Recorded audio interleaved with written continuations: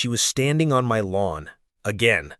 Hands on hips, lips pursed, and that same smug look on her face like she owned the whole damn neighborhood.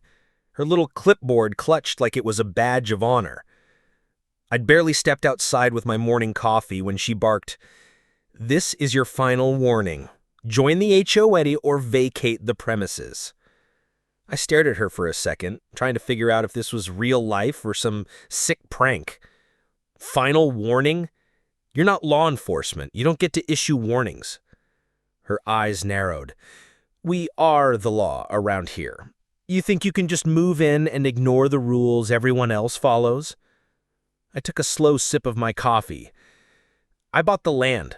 I built the house. I didn't sign a thing about an HOA. So no, I'm not joining." That's when she snapped. She jabbed her pen at me like it was a weapon. "You'll regret this. We have ways of dealing with troublemakers." Troublemaker. That word hit different coming from someone like her, the kind of woman who thinks her manicured lawn gives her actual power. Later that day, I noticed something strange.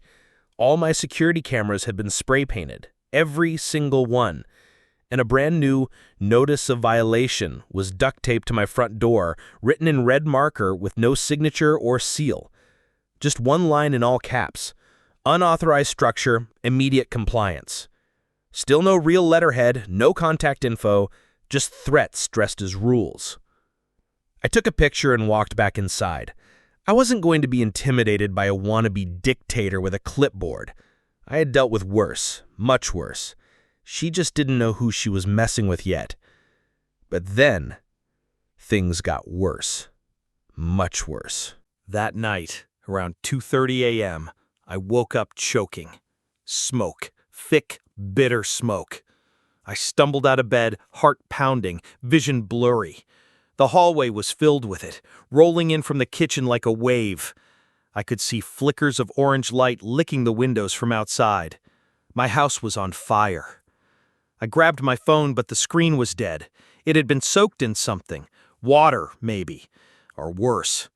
I didn't stop to figure it out. I just ran, barefoot, out the back door, through the cold grass, coughing like my lungs were full of ash. By the time I reached the street, the flames had swallowed the front porch. My house, the one I built with my own 2 hands, was gone in seconds. And there she was, across the street.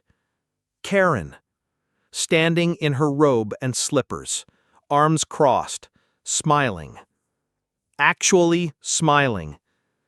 When she saw me looking, she raised a cup, like she was toasting my destruction.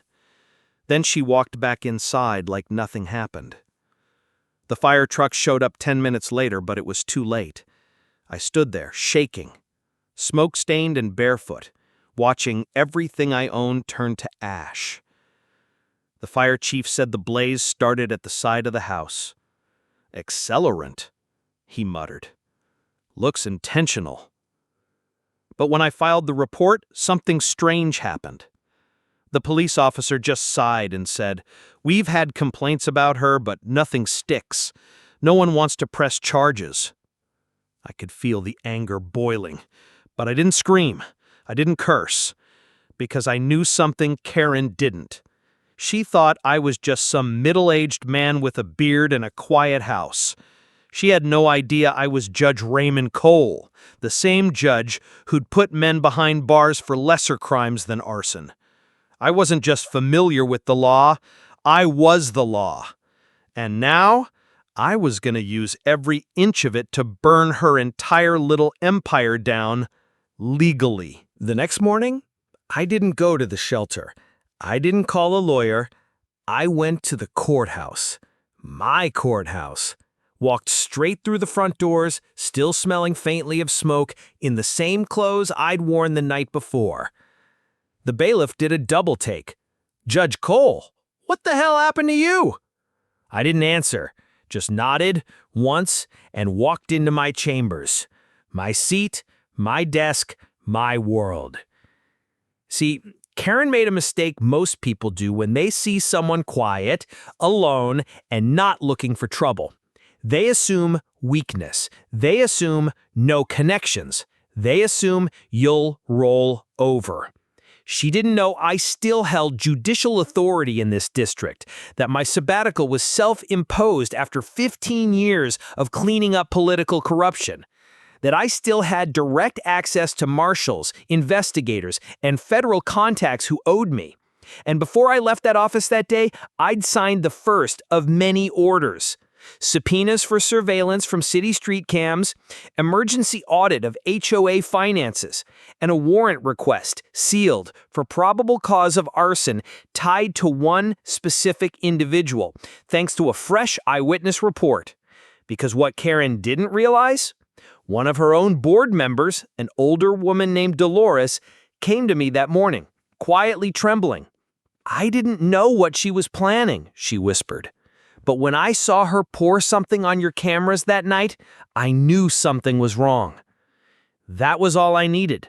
That and the footage we pulled from the city traffic light cam that just happened to catch her crossing my lawn minutes before the fire.